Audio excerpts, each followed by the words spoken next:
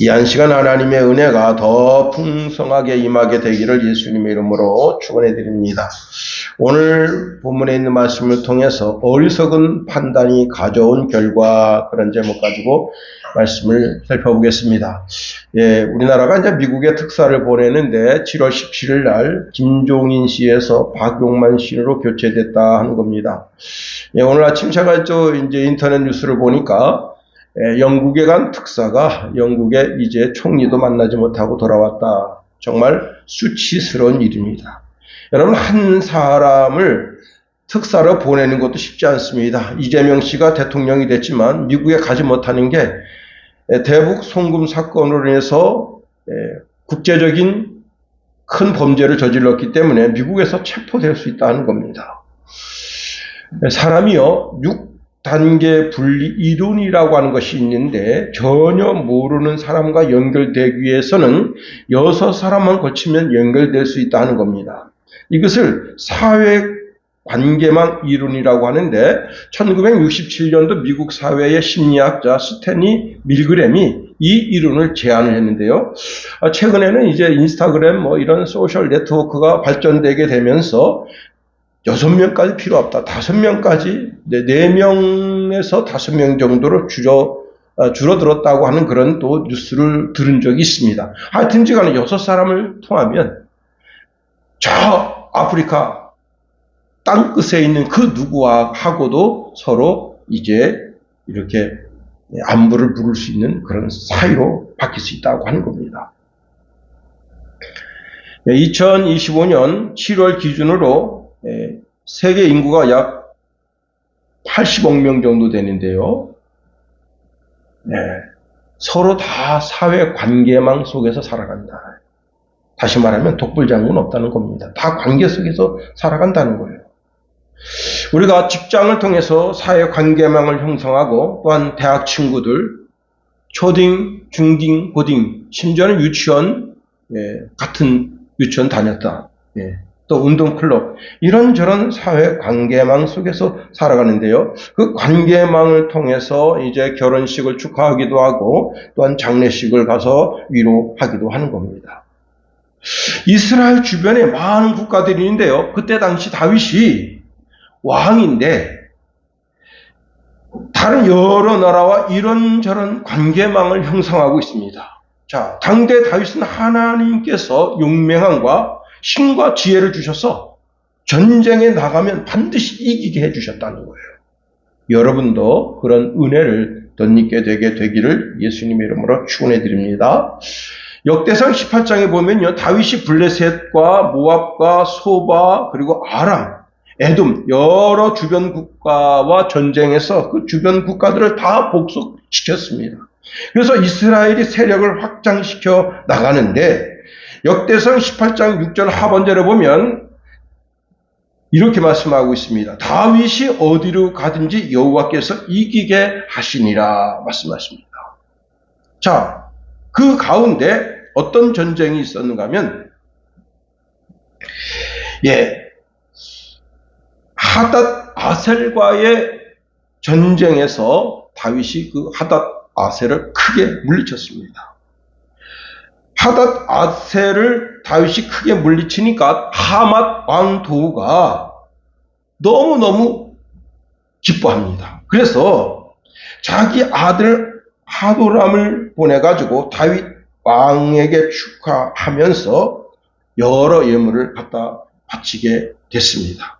하도람은 다윗이 하닷 아셀을 물리친 것에 대해서 너무너무 감사하고 또 기뻐했던 것은 그가 그 전에 전쟁에서 거기서 그만 크게 힘을 쓰지 못하고 그냥 전쟁이 지지부진하다 보면 이제 서로 이제 평화조약 맺고 물러서게 됐잖아요. 그런데 그때 그 전쟁을 치르면서 너무 진짜 뼈아픈 그런 아픔을 많이 겪었기 때문에 늘 마음에 꽁 하고 있었는데 그 마음을 다윗이 풀어줬다는 겁니다.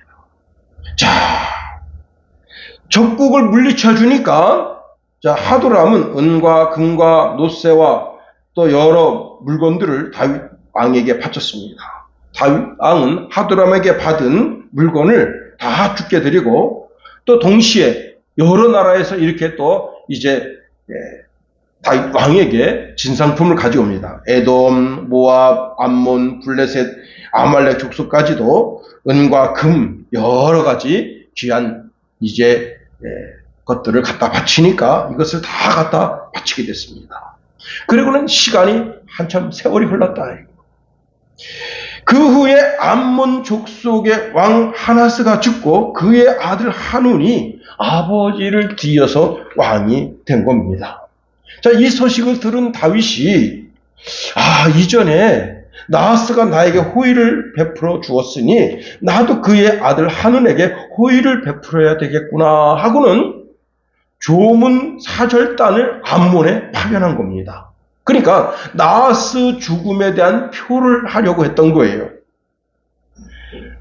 당대 여러분 최고의 국가, 우리나라 이제 지금 돌아가신 대통령들이 많이 있잖아요.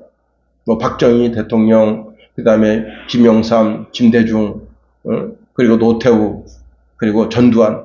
이렇게 돌아가시면 어떻게 됩니까? 미국에서, 최강대국 미국에서 특사를 보내가지고 조문한단 말이에요.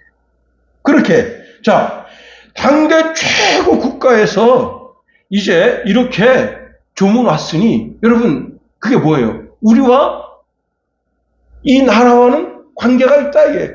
끈끈한 관계가 있다. 이런 걸 막 자랑하면 누가 암몬을 대적하겠습니까? 그런데 이 암몬 왕의 한운이 어리석은 정책을 폈습니다. 스스로 무덤을 파는 짓을 한 거예요. 왜 그랬는가 하면 그 대신들의 어리석은 판단 때문에 그렇습니다. 이 대신들이 정세를 정확하게 판단하지 못한 거예요. 그래서 이렇게 말한 겁니다. 다윗이 부왕 나하스를 공경하는 뜻으로 이렇게 조문 사절단을 파견한 줄 아십니까? 분명 다윗은 이 나라를 엿보고 살펴서 장차 자기 손에 넣으려고 조문을 핑계로 삼아 사절단을 보낸 것이 아니겠습니까? 하니까 그 말을 들은 이 한운이 오장육부가 막 뒤틀립니다. 아침에 먹었던 밥알이 곤두서서 자기 위를 찌르는 것 같다. 그래가지고 어떻게 했느냐?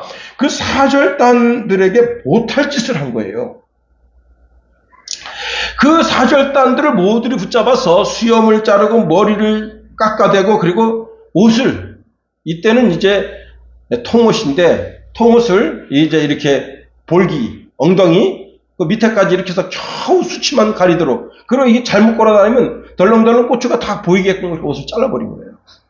자, 그래서 이 사절단들이 조문도 제대로 못하고 문전박대 당하면서 그리고 이제 이스라엘로 돌아오게 됐습니다. 그런데요, 말 없는 발이 천리 간다고, 그 지금 사절단들이 그렇게 수치를 당했다는 소문이 먼저 다윗궁에 들어왔습니다. 그래서 다윗은 이제 옷을 보내서 그들의 수치를 덮고 말하기를 그대들은 여리고 성읍에 머물러 있다가 수염이 다시 자란 뒤에 궁중으로 돌아오도록 하시오라는 명령을 내렸습니다. 결국은 그 사절단을 정말 못할 짓을 하면서 대접한 그 결과 한우는 나라가 망하는 길로 가게 됐다는 거예요. 지금 우리나라에 이제 미국의 모스탄 대사가 와 있다가 지금 어제 갔다는데, 여러분 모스탄 대사를 공항에서 죽이려고 중국 스파이가 실탄이 있었대요. 실탄. 그리고 모스탄 대사를 체포하려고 체포하는 그 경찰들만 쓰는 이 타이가 있어요. 이놈이 여러 개 가지고 있었던 거. 그런데 그가 궁중에서 권총을 빼니까 사람들이 너 뭐 하는 짓이냐고 제재를 해서 잡힌 거지, 그러지 않았으면 모스탄은 거기서 죽는 거예요. 여러분, 또 민주당은 뭐라고 말했느냐? 대사를 체포해야 된다. 여러분, 미국 대사 체포하면 어떻게 되겠습니까? 이거 한운하고 똑같은 짓이에요. 그렇습니다. 여러분, 한운이 크게 실수한 거예요. 그 신복들이 크게 오판한 겁니다. 부족한 통찰력으로 잘못 계산해서 나라가 망하는 망조가 되게 된 거예요. 여러분, 우리나라도요, 머리털을 굉장히 중요시하고 수염을 굉장히 중요시 여겼습니다. 효 개념이 있어서 성리학에 보면 부모님께로부터 물려받은 것을 함부로 훼손하면 안 된다. 하는 겁니다. 효경에 보면 이렇게 말씀하고 있네요. 신체 발부 수지부모 불감 회상 효지시야. 예. 몸과 머리카락과 피부는 부모님께 받은 것이니 이를 함부로 훼손하지 않는 것이 효의 시작이다 하는 겁니다. 그래서 남자들은 이제 머리가 자라면 그걸 머리카락을 잘라내지 않고 전부 이렇게 모아서 이 뒤에다가 이렇게 요즘 여자애들 이렇게 머리 따듯이 딴 거예요. 그 다음에 어른이 되면 그걸 풀어가지고 이렇게 모아서 위에다 상투를 쪄가지고 그 위에다가 갓을 쓴 겁니다. 자, 우리나라도 머리카락 수염을 굉장히 중요시 여겼습니다.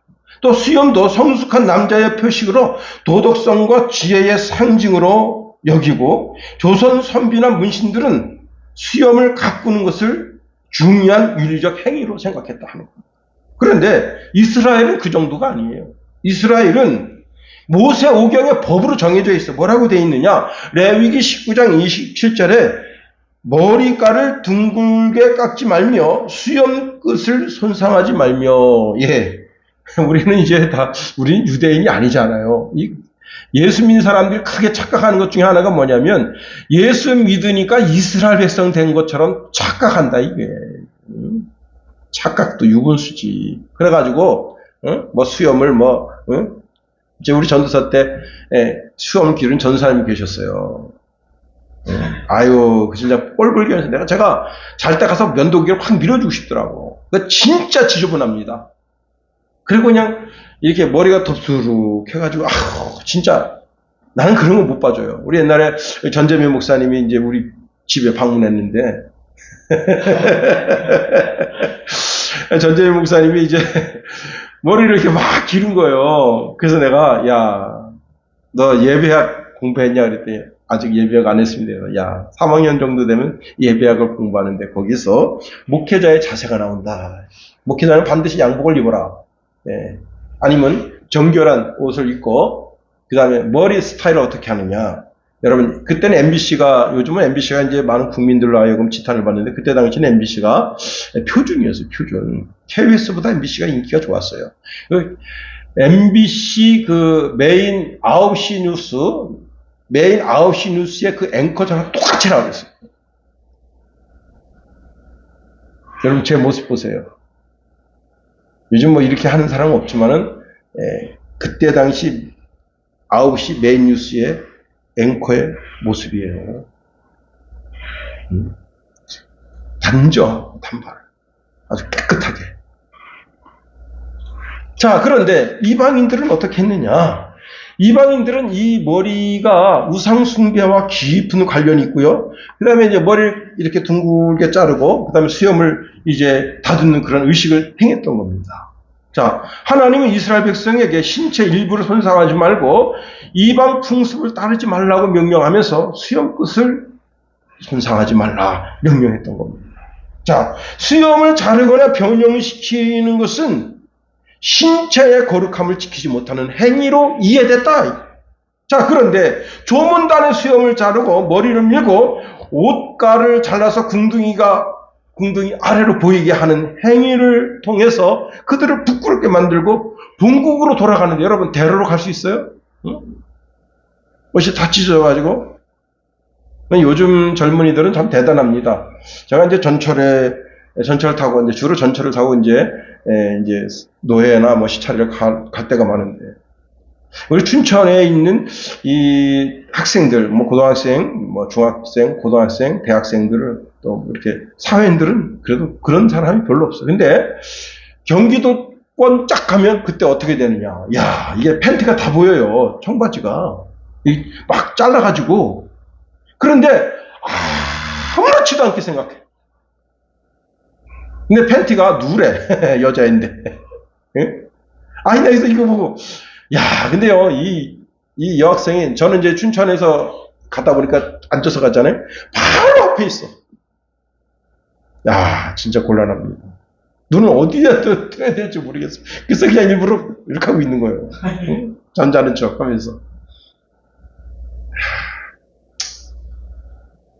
여러분, 하여튼 시간에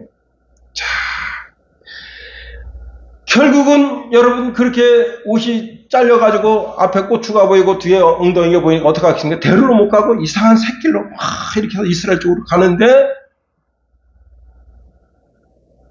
이 나라의 그 아이들이 막 그냥 그 조문단이 가는 거기다가 돌을 던지면서 이 새끼들 저 새끼들 소새끼 남새끼 막 욕을 해대니까, 여러분 그게 또 여러분 쫓기는 사람의 심정은요 또 발이 안 떨어진다고 또 이상하게 가다 또 넘어지면 또 좋다고 또 박수 치면서, 그러면 겨우 이제 그 행렬이 이스라엘 땅에 들어왔을 때 그래도 왕이 옷을 준비해서 가져다 주고 예루살렘으로 돌아오지 말고 수염이 다 자랄 때까지 여리고에 있다 오라. 예. 참. 물론요, 암몬도 강대국이에요. 힘이 만만치 않은 나라입니다. 그러나 이스라엘과는 비교할 수가 없어요. 아시아에서 일본이 뭐 강대국이라 뭐 군사력이 뭐 높니 뭐 우리나라보다 앞선이 뭐 뒤선이 뭐 그러는데 미국하고는 게임이 안 되는 겁니다. 중국이 아무리 군사력이 강해도 미국하고는 안 되는 거예요. 러시아가 아무리 군사력이 강해도 미국하고는 안 되는 거예요. 러시아 군사 그리고 러시아 그 탱크 뭐 전차 그 다음에 그 장갑차 다 부서지는 게 뭐냐면 미국에서 다 들여다보는 거예요. 그거 러시아 군사한테 다 알려줘. 그래서 다 팡팡이 다 깨지는 거예요. 중국, 여러분 중국은 어떻겠습니까? 그러니까 이스라엘은 미국과 같고 이 암몬 나라는 뭐 일본, 중국, 러시아, 물론 세 나라가 힘을 합치면 어마어마하죠. 그러나 서로 앙숙이 돼가지고 힘을 합치겠어요? 못 합치는 거예요. 그래가지고 이 하몬이 자기 나름대로 지혜를 짰는데 어떤 지혜를 짰는가 하면 언젠가는 이스라엘이 쳐들어온다. 그래서 여러분 은 1,000달란트를 내서 군대를 모집했어요. 군대. 은 1,000달란트가 얼마냐? 1달란트가 34kg예요. 현재 은 1g이 1,500원입니다. 그러니까 34kg 곱하기 1,500원은 얼마가 되느냐? 5,100만 원이 됩니다. 5,100만 원. 맞는지 안 맞는지 모르겠네. 하여튼 제가 어제 제가 계산한 건 아니고, 그, 챗GPT한테 계산하라 그랬어요. 그랬더니, 1,000달란트는 얼마냐? 약 51억입니다. 자, 51억 가지고, 병거 32,000대, 그리고 마병을 고용하고 군대를 많이 고용했습니다. 그리고 다윗과 전쟁하러 갔습니다. 근데, 여러분, 나는 이 나라가 내 나라가 아니야. 응? 러시아의 그 외인 부대 있잖아요. 외인 부대처럼, 응? 바이든 부대인가? 뭐 그 부대처럼 그냥 이렇게 돈 많이 주면 가서 싸우고 돈 안 주면 그냥 뭐 러시아 병사가 터지든지 뭐 하든지 이렇게 자기끼리 가만히 그런 부대예요. 그런데 자, 내 조국 내 나라를 위해서 어떻게 하겠습니까? 며칠 전에 이제 그 친구들하고 이제 이런저런 이야기 하는데 우리 치과 의사 친구는 저한테 물어요. 목사님은 전쟁 나면 어떡할 거예요? 나는 전쟁 나가서 내가 일본으로 죽겠다. 그러니까 왜 그렇게 하냐? 목사님은 전쟁 나도 안 부른다. 나는 내가 지원해서 간다. 내 아들 죽는 것보다 나 먼저 죽겠다. 내가 그랬습니다. 그랬더니 의지가 결연하네 그래요.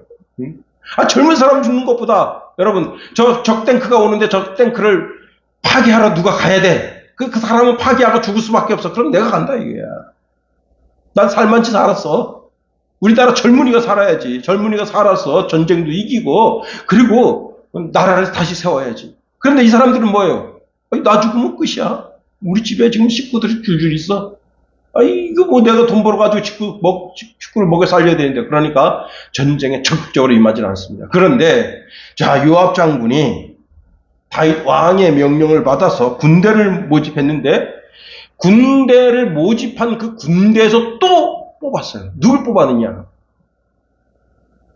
특수한, 정말 전쟁에 특출한 그런 용맹한 장수 중에 장수를 뽑은 거예요. 우리나라 최강 부대가 무슨 부대인 줄 알아요? 독거미 부대예요. 독거미 부대. 홍천에서 일본, 미국, 독일, 프랑스, 대만, 전자장비를 쓰지 않은, 전자장비가 다 망가진 상태라고 생각하고 전쟁에 임했는데, 일본은요, 전부 대위급으로 왔어요. 대위급으로. 이렇게 소대를 만들어서 왔는데, 32분 만에 전원 사망했어요. 한국군 한 사람도 안 죽었어요. 가장 오래 버틴 게 그 미군이에요. 미군 해병대인데 1시간 50분인가 그렇고, 다 팡팡팡 다 깨진 거예요. 미국도 전자장비를 갖다 놔야 사람이 어디서 움직이는 거 보고 이기지 그냥 못 이깁니다. 이 일본군이 이게 한국군 이 정도쯤이야. 그런데 여러분, 한국군들이 뭘 위장했느냐? 흙 속에 묻혀 있어요. 그래가지고 얘네가 덤벙덤벙 오니까 그냥 빵이야. 아유, 이 한국군 좀 웃긴 소리 하지 마봐요. 여러분, 그 독거미 부대는 어떤 부대냐? 뽑고 또 뽑고 또 뽑아. 제가 그 훈련하는 거 봤어요. 근데 수중 침투조인데 교관이 그래. 야, 가서 종 올리면 넌 오늘로 집에 가서 편안하게 살 수 있어. 야, 왜 개고생하냐? 이런 식으로 약 올려요. 근데 그 중에 한 애가 21살 먹었는데, 와, 진짜 독종입니다. 나는 이거 반드시 올려야 된다. 그래가지고 3번 실패했으면 기회를 더 이상 안 주는데, EBS 둔 거기서 찍어대니까 할 수 없이 거기 이제 그 상사가 한 번 더 기회를 줘라. 그래서 그때 성공했어요. 수중에 들어가가지고 자기 결박을 풀고 그 다음에 폭탄을 해체하고 올라와야 됩니다. 야, 그렇게 해가지고 독거미 부대가 되는 거예요. 응? 얘네들은 뭐 하느냐? 대통령이 어디 간다 그러면 미리 가요. 미리 가서 거기 가서 싹 치안을 유지시킵니다. 얘네는 뭐 경호부대가 아니에요. 경호부대가. 응? 그니 뽑고 또 뽑은 가운데서 또 뽑은 거야. 그래가지고 탁 그냥 이게 중대병력. 여러분, 용맹 군인들과 돈 주고 사온 군인들은 이게 게임이 안 되는 거예요. 결국은 이제 암몬이 망했습니다. 그러니 그 모든 남자들을 다 끌어다가 뭘 했느냐? 이스라엘의 벌목군으로, 농사꾼으로 다 쓰게 된 거예요. 여러분, 그리고는 하몬 왕이 그 머리에 왕관을 쓰고 있었는데, 다윗왕 못 부러질 일이에요. 그 1달란트 34kg짜리 왕관을 쓰고 있었어. 그걸 다윗왕이 머리에 쓴 거예요. 물론 행사 때만 썼겠지. 그 여러분 34kg 여기 올려놨다고 생각해봐. 이거 버티는 게 쉽지가 않아. 이렇게 힘을 주려면 이게 얼마나 힘듭니까? 옛날에 여러분 우리 조선시대 여인들이 이 머리에다가 이렇게 가든가 머리에 올려놓은 게 있었잖아요. 그게 몇 킬로인 줄 알아요? 21kg야. 그러니까 조선시대 여인들이 멋있으려면 목에 힘을 줘야 돼. 그래서 목이 뻣뻣한 거예요. 잘못하면 툭 떨어져. 오늘 이러한 배경 속에서 우리가 3가지를 한번 살펴보려고 하는 겁니다. 첫 번째는요. 자, 이 오늘 본문의 말씀을 우리가 보면서 여러분, 우리도 많은 사람과 관계를 형성하며 살아갑니다. 그런데 후회하지 않는 인생이 되려면 어떻게 되느냐 하는 것을 우리에게 일러주고 있다 하는 겁니다. 다시 말하면 내 마음에 즉흥적으로 일어나는 감정, 생각에 악을 더하면 화근이 된다는 사실이에요. 나도 죽고 가족도 죽고 가문도 멸문지하 당할 수 있다. 나라의 지도자가 잘못된 생각으로 어떤 결정을 하게 되면 나라가 패망하는 길로 가게 될 수 있다.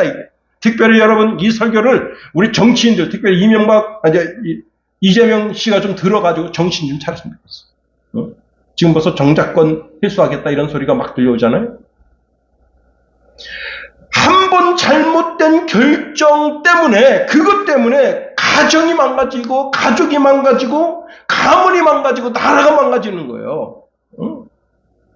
성경은 우리에게 너 자신의 지식, 지혜, 감정 의지하지 말라는 거예요. 잠언서 3장 5절 7절에 보니까 너는 마음을 다하여 여호와를 신뢰하고 내 명철을 의지하지 말라. 너는 범사에 그를 인정하라. 그리하면 내 길을 지도하시리라. 스스로 지혜를 떼여기지 말지어다. 여호와를 경외하며 악을 떠날지어다. 말씀합니다.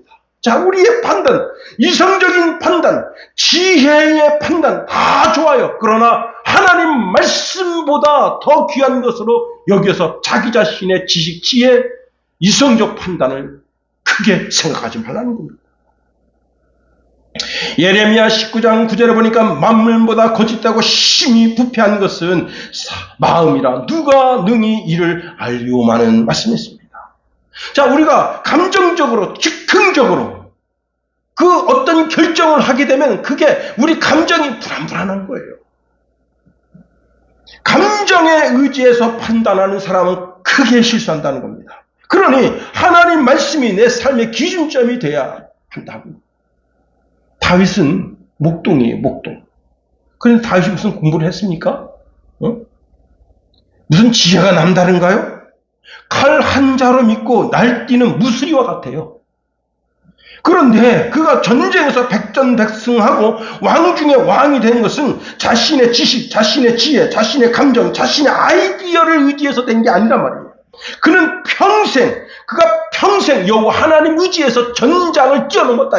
그런데 그가 감정 의지했다가 아주 뼈저린 후회를 만들었습니다. 그게 뭐냐? 밧세바를 취한 거예요. 밧세바를 취해서 어떻게 됐습니까? 자기가 사랑하는 장군, 여러분 정말 눈에 넣어도 안 아플 그런 귀한 장군을 죽였잖아요. 그 일로 인해서 그 집안이 칼이 떠나지 않는 비극을 만들어내게 됐잖아요. 다윗은 늘 하나님께 기도하면서 영감을 받아서 살았던 사람인데 그 지혜로운 하나님의 사람이 어리석게도 인간의 육신의 눈에 혹하는 그 육체적 본능을 이기지 못해서 이사야서 55장 8절 9절에 이렇게 말씀하고 있습니다. 여호와의 말씀에 내 생각은 너희 생각과 다르며 내 길은 너희 길과 다름이라. 하늘이 땅보다 높은 같이 내 길은 너희 길보다 높으며 내 생각은 너희 생각보다 높으니라. 고린도전서 3장 19절에 보니까 이 세상의 지혜는 하나님께 어리석은 것이다 했습니다. 자, 우리는 다 예수 그리스도의 종이라, 하나님의 종이라. 그러면 종은 내가 결정하면 안 된다는 거예요. 나와 관계된 모든 결정권을 하나님 아버지 앞에, 그분이 나의 주인이라. 예수님이 나의 주인이다. 하나님에게 내 결정권을 드려야 된다. 그래서 여러분, 하나님께 내 결정권을 드리려면 어떻게 해야 되느냐? 기도해야 된다는 거예요. 기도를 통해서 하나님의 뜻을 물어야 되는 거예요. 더 나아가 기도해도 응답이 없다면 하나님께 지혜를 구하는데 그 지혜를 구하는 방법이 뭐냐면 성경을 읽는 거예요. 야고보 사도는 하나님께 지혜를 구하라. 야고보서 1장 5절에 보니까 너희 중에 누구든지 지혜가 부족하거든 모든 사람에게 후히 주시고 꾸짖지 아니하시는 하나님께 구하라. 그리하면 주시리라. 잠언서 1장 2절에 보니까 여호와를 경외하는 것이 지식의 근본이거늘 미련한 자는 지혜와 훈계를 멸시하느니라. 그렇습니다. 우리가 하나님의 지혜, 하나님의 말씀을 훈계로 살면 승리의 비결이 거기 있다는 거예요. 여러분, 금 1달란트나 되는 망관을 머리에 쓰게 되는 거예요. 최고 존귀하게 되는 거죠. 잠언서 15장 33절 말씀해 보니까 여호와를 경외하는 것은 지혜의 훈계라 겸손은 존귀의 길잡이니라 말씀하십니다. 그렇습니다. 여러분, 세겜성의 세겜은 디나를 보고 그냥 혹하는 마음 때문에 디나를 취해가지고 강간하고 디나를 돌려보내지 않습니다. 결국 어떻게 됐어요? 디나의 오라버니 시몬과 레위를 통해 가지고 그냥 세겜성 모든 남자 다 죽은 겁니다. 혹하는 감정에 휩싸이지 말라 하는 겁니다. 두 번째로 우리가 기도하고 간구하고 하나님의 말씀을 보아도 지혜가 떠오르지 않을 때는 오직 사랑의 마음으로 행동하면 된다 하는 겁니다. 예, 우리가 하나님, 이 일을 어떻게 치료해야 하나님 되겠습니까? 기도해요. 근데 기도에 응답이 없어. 성경을 봐도 답을 찾을 수가 없어. 그러면 내가 하려는 그 일에 온전한 주의 사랑으로 그 일을 이루라. 지식 인사이드에 나오는 이야기인데, 이분이 이제 그래도 좀 덕망이 있는 분인가 봐요. 그래서 이제 그 책에 여러분 그 추천서 있잖아요. 그런 걸 써주는 사람이에요. 그러니까 제가 볼 때 이 사람은 최소한도 대학 교수라든가 아니면은 이제 뭐 어떤 그 사회 이제 단체의 어떤 장이라든가 이런 사람이에요. 그러니까 거기서 추천서를 써달라고 이제 한 사람이 전화가 왔는데 이 사람은 지금 수술 받기 4시간 전이에요. 여러분 수술 받기 4시간 전에 뭘 하는 줄 알아요? 간호사가 와가지고 죽어도 괜찮습니까? 이거 써달라 그래. 제가 아버님 수술 받을 때 죽어도 괜찮겠습니까? 그걸 동의서에 제가 사인했고요. 우리 어머님도 이제 병원에 있을 때 그 여러 번 썼어요. 돌아가셔도 괜찮겠습니까? 예. 참 그 마음 착잡하죠. 아니 자식인데도 마음 착잡한데 본인이 그걸 쓰는 거예요. 지금 간호사가 와서 이거 동의서를 써주셔야 수술하겠는데요. 얼마나 마음이 착잡합니까? 그런데 동의서를 쓰고 난 다음에 전화가 왔어. 선생님, 이번에 그 추천서 좀 하나 써주십시오. 해서 이분이 말합니다. 예, 제가 지금 수술 받기 4시간 전인데 지금 마음도 그렇고 그래서 다 나중에 써드릴게요 했더니 그까지 추천서 한 장 쓰는데 뭐 시간이 얼마나 걸린다고 그걸 뭐 나중이라고 말합니까? 빨리 써주세요. 빨리 써주세요. 너무너무 화딱지 나가지고 그분 전화를 차단하고 그분 전화번호를 거기서 지웠다. 그리고 이제 여러분 이제 이 수술방에 들어가기 1-2시간 전에 이제 거기 갑니다. 그런데 그 와이프한테 계속 전화가 오는 거예요. 추천서 써달라고.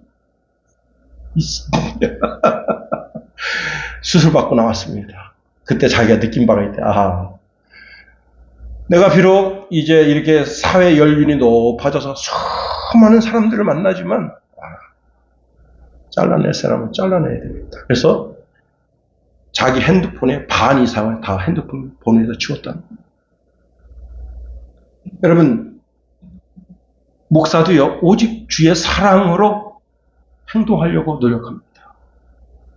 에베소서 5장 1절 2절을 보니까 그러므로 사랑을 받는 자녀같이 너희는 하나님을 본받는 자가 되고 그리스도께서 너희를 사랑하신 것 같이 너희도 서로 사랑 가운데 행하라 말씀하십니다. 우리 이제 노회에 작년에 큰 아픔이 있었습니다. 한 목사님이 이제 교회를 분리했어요. 그래서 성도들을 3분의 1을 데리고 나가서 멀지도 않은 거리에 개척을 했습니다. 원래 그게 법으로 크게 다루면요. 이제 이분은 다치게 돼 있어요. 그래서 이제 이 모든 거를 처리하는 분이 이제 제가 존경하는 이제 선배 목사님인데 이렇게 교회를 분리하고 사문서를 위조하고 불법으로 공문서를 만드는 것은요. 큰 죄예요. 그래서 이 죄는 딱 한 가지예요. 한 가지만 물을 수 있어. 파직이에요. 파직. 목사 파직됐어. 그럼요. 그거를 공고합니다. 어떤 목사는 파직됐다. 근데 이분이 파직은 너무하고 그래도 앞으로 계속 목사를 할 사람인데 정직으로 해야 되겠다. 정직은 뭐예요? 직을 중지시킨다.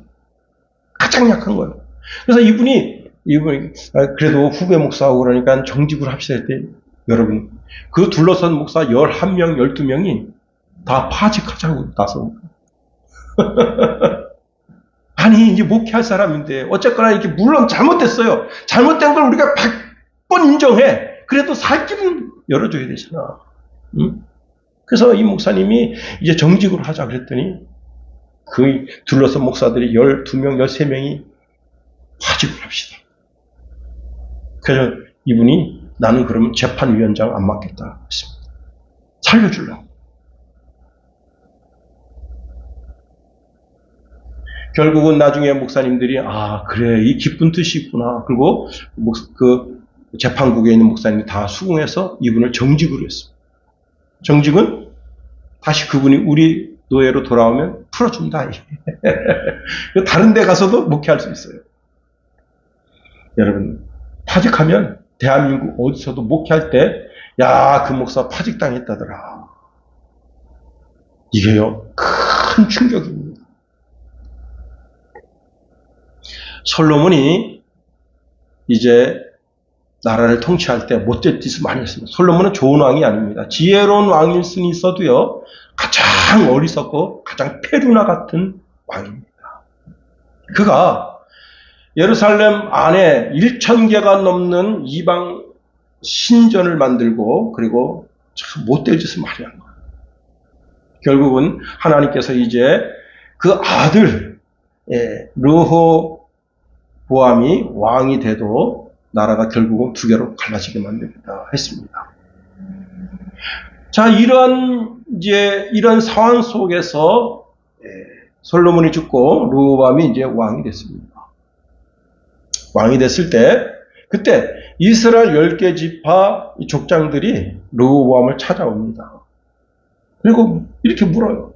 당신 선친께서는 우리를 너무너무 힘들고 어렵게 해서 세금이 너무 과중합니다. 그러니까 세금을 깎고 정말 백성들이 살 수 있는 그런 기회를 좀 열어주시오 하고 이렇게 청했습니다. 그때 즉답을 하지 않고 내가 그래도 대신들한테 물어보겠어 하고 대신들한테 물어봤습니다. 그랬더니 대신들이 뭐라고 말하는가 하면 이렇게 말합니다. 백성의 말을 듣고 짐을 덜어주십시오. 그러면 그들의 영혼이 당신을 섬길 것입니다. 하니까 알았어. 그 대신들의 답이 그러니 알았어. 그리고는 이제 돌아가서는 자기 친구들한테 물어봤습니다. 그랬더니 친구들이 이렇게 말합니다. 더 세게 다뤄야 됩니다. 내 새끼 손가락이 내 아버지의 허리보다 굵다고 하십시오. 여러분, 이 르호보암의 친구들은 자기 힘으로 단 10원도 벌어본 적이 없는 놈들이에요. 노동의 가치가 얼마나 힘들고 고되다는 걸 모르는 거예요. 포도원에 가서 꽃송이를 따본 적도 없고, 복숭아밭에 가서 복숭아 꽃을 따본 적도 없고, 여러분 그 복숭아에다가 그 봉지를 씌워서 그 복숭아가 온전하게 보존되게 하도록 하는 그런 노력도 해본 적이 없는 놈들이 그냥 앉아서 먹고 싸는 짓만 하던 놈들이에요. 그러니까 이게 노동이 얼마나 힘든지 모르고 세금이 얼마나 그 단돈 10원 바치는데도 얼마나 힘든 걸 모르는 놈들이에요. 그래서 이놈들이 어리석은 직언을 한 거예요. 그래서 르호보암이 어리석은 선택을 합니다. 그래서 여러분 10지파가 돌아가면서 뭐라고 하느냐 이렇게 말해요. 너는 너 집이나 다스려라. 그리고는 딱 돌아가서 여로보암을 왕을 세워서 북이스라엘을 만들고 사마리아를 근거지로 거기서 왕국을 세웁니다.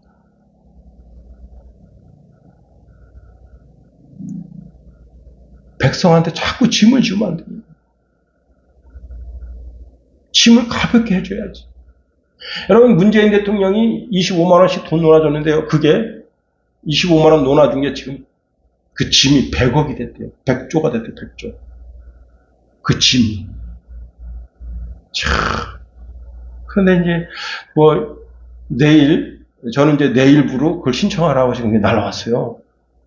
근데 똑같이 그 푸는 거는 13조밖에 안 되는데 이렇게 해서 나중에 그 갚을 때는 그게 100조가 된다. 세월이 흐릅니다. 백성들에게 왜 그런 짐을 주냐.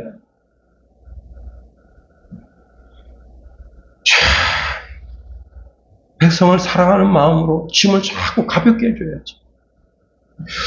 토마스 쌍카라라고 하는 분이 있습니다. 이분은요,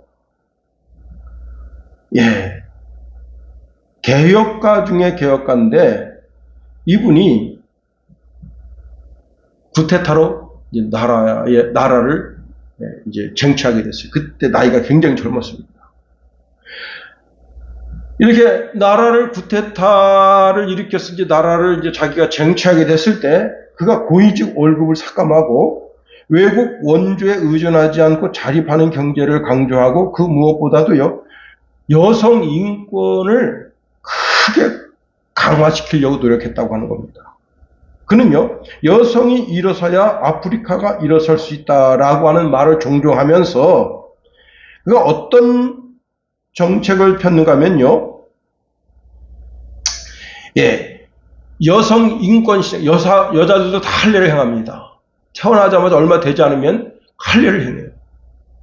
그런 걸 금지하고 여러 가지 여성들을 위한 정책을 펴니까 그의 친구가 야, 이렇게 하면 나라가 되겠나 하고는 권총을 쏴 죽여버렸어요. 그리고 그놈이 30년 동안 권자를 다스렸습니다. 나라는 완전히 다 망하죠. 30년이 지나서 그때 당시 수사 기록을 다시 들여다보고 보니까 그 친구놈이 쏴 죽여서 그놈을 처벌하게 됐다는 거. 그 토마스 상카라가 만일 아프리카의 대통령으로 계속 남아있었더라면 나라가 참 많이 발전할 수도 있었을 텐데. 뭔 정책을 펴도 백성들을 면밀히 살피고 백성들이 살 수 있는 길을 열어야지. 그렇습니다. 골로새서 3장 14절에 이런 말씀 주고 있습니다. 너 이 모든 것 위에 사랑을 더하라. 이는 온전하게 매는 띠니라 말씀합니다. 요한복음 13장 34절에 보니까 새 계명을 너희에게 주느니 서로 사랑하라. 내가 너희를 사랑한 것 같이 너희도 서로 사랑하라. 사랑으로 행동하라. 세 번째로, 자, 우리가 무슨 일을 만나도 기도하며 하나님의 뜻을 묻는 것을 잊지 말아야 한다는 겁니다. 자, 여기 한문이 아버지 하나스가 죽어서 조문을 왔는데, 이 조문단은 한순간에 너무 황당한 일을 당하는 거예요. 갑자기 수염이 깎이고 마치 무슨 큰 대역죄인처럼 여봐라! 저놈들을 다 못수이 다 잡아라! 군대가 딱 위에 싸가지고 그 조문단을 전부 잡아가지고 그 자리에서 수염을 밀고 머리를 밀고 옷이 잘렸어. 여러분, 참으로 부끄럽게 되는 겁니다. 엉덩이가 보이는 반나차가 되니까 행동을 조심스럽게 행동할 수밖에 없고, 참 이게 하루아침에 조문객으로 왔다가 스파이로 몰리고 그리고 이 나라로부터 추방되는데 너무 부끄럽게 추방되는, 다시 말하면 상상할 수 없는 그런 어려움에 직면하게 됐다. 그런데 여러분 잘 들으세요. 이렇게 된 것도 다 하나님의 뜻이다. 우리가 욕을 먹고 조롱을 당하고 모욕을 당해도 하나님이 허락하시는 것이다. 여러분, 최근에 이제 비가 갑자기 많이 옵니다. 비가 많이 오니까 어떤 일이 벌어졌습니까? 광주에 한층 높이가 원래 2m 80 정도, 2m 40 정도 되거든요. 근데 사실 2m 80 정도가 됩니다. 높이가. 한층 높이가. 우리가 보기에 여기서 끝까지가 이게 한 2m 40 정도 되는데 위에 이제 천장을 만들기 위해 그 위에 이제 한 40 정도 센치가 이렇게 있어요. 그런데, 스타벅스 그거 보여주는데 1층이 다 잠겼어. 물이. 그렇게 비가 많이 온 거야. 그리고 4명이 죽었다. 참 안타깝죠. 여러분, 그것도 다 하나님이 허락하시는 겁니다. 참새 한 마리가 땅에 떨어져 죽고 사는 것도 하나님이 다 간섭하시고 허락하신다는 겁니다. 자, 오늘 본문에 보면 이 사절단들은 멋지게 조문하고 나라의 위상을 널리 펼치고 그러려고 했었는데 그 모든 것이 그만 한순간에 다 사그렇죠. 그리고는 정말 부끄럽게 그렇게 본국으로 돌아왔는데 왕이 옷을 하사하고 여리고에 거기서 이제 머물면서 수염이 다 자랄 때까지 있다가 와라 하니까, 여러분 이거 뭐예요? 특별휴가 받은 거 아니야? 특별휴가. 응? 다시 여러분 왕궁에 가면 할 일이 얼마나 많습니까? 태생 같단 말이에요. 근데 그 여리고에 있다 거기서 와라. 여리고는요, 오늘날로 말하면 무엇과 같은 냐면 대통령의 휴가 가는 별장하고 똑같아요. 그렇게 잘 사는 동네하고 부유한 동네야. 그런데 왕의 관료들이 거기 가는데 왕의 관료들을 함부로 하겠습니까? 최상으로 대접받는 거지. 비록 잠깐 수치를 당했지만 거기서 최상의 그런 이제 서비스를 받게 합니다. 시험이 다 잘하려면 얼마 정도 걸릴까요? 최소한 3, 4개월은 거기서 편안하게 먹고 쉬고 그렇습니다. 여러분, 하나님께서 우리의 걸음걸음을 인도하시는데 가장 좋은 것으로, 때로는 우리가 이거 왜 이러지? 왜 이런 어려움이 오지? 왜 이런 고통이 오지? 그러나 그 고통과 어려움을 통해서 가장 좋은 길을 인도하신다. 요셉이 형들의 형편과 처지를 살피려고 갔는데 어떤 일이 벌어졌습니까? 그 10명의 형들이 갑자기 낯빛이 변하면서 요셉을 붙잡아가지고 은이십에 팔아. 그때는 몰랐어. 요셉이 최소한 7번은 눈물을 흘렸대요. 어떤 눈물을 흘렸느냐? 배신에 대한 눈물. 배신에 대한 눈물. 인생 이거 살아야 되겠나 하는 그 눈물을 최소한 7번 눈물을 흘렸다. 남자가. 그런데 나중에 아는 거예요. 뭘 알았느냐? 이게 하나님의 역사구나. 하나님의 역사하심이구나. 그래서요, 그 형제들에게 이렇게 말합니다. 두려워 마소서. 내가 하나님을 대신하리까? 당신들은 나를 해하려고 하였으나 하나님은 그것을 선으로 바꾸서. 할렐루야. 여러분, 선으로 바꾸시는 분이 우리 하나님이시다. 그리고 이렇게 말씀합니다. 오늘과 같이 많은 백성의 생명을 구원하게 하려 하셨나니. 하나님은 선으로 바꿔주셨다. 어젯밤에는 눈물로 기숙했지만 아침에는 기쁨으로 아침을 맞이할 수 있도록 해주시는 분이 우리 하나님이시다. 그렇습니다. 더 나아가, 오늘 이 한운이 정말 어리석은 것은, 저는 이 다윗이 이 사절단, 조문 사절단을 보낼 때 단순하게 그러니까 조문만 하라고 보내진 않았을 수도 있다. 그 말은 뭐냐면 실제 스파이 짓을 하고 오라고. 그 나라가 탱크는 어디 있으며, 그 다음에 장갑차는 어디 있으며, 비행기는 어디 있으며, 그 다음에 그 방비, 군인들의 그 방비는 어떠며, 실제 가서 보고 와야 될 거 아니에요. 그렇지 않고 전쟁하려면 이게 쉽지가 않아. 그러니까 보고 오라고 시켰을 수도 있을 수 있어. 그랬더라도 여러분 어떻게 합니까? 이스라엘 이 강대국이 우리 아버님 돌아가셨다 이렇게 조문 사절단을 보냈다. 그냥 주변 국가에다가 막 스피커를 부는 거예요. 그럼 주변 국가가 어떻게 합니까? 못 쳐들어오지. 알고 보니까 이스라엘하고 이 나라하고는 혈맹지국이야. 그러니 함부로 쳐들어가면 안 되지 하고 이 나라를 만만하게 생각하지 않을 수 있단 말이에요. 여러분, 우리나라 주변에 강대국이 쌓였습니다. 일본이요, 우리나라 집어먹으려고 하는 야욕을 감추지 않고 있습니다. 독도 문제로 어떻게든 전쟁을 일으켜가지고 잊지 마라, 일본은. 러시아는 어떻습니까? 중국은 어떻습니까? 그런데 우리가 미국하고 아주 가깝습니다. 우리나라와 미국이 한미 상호 방위 조약을 맺었어요.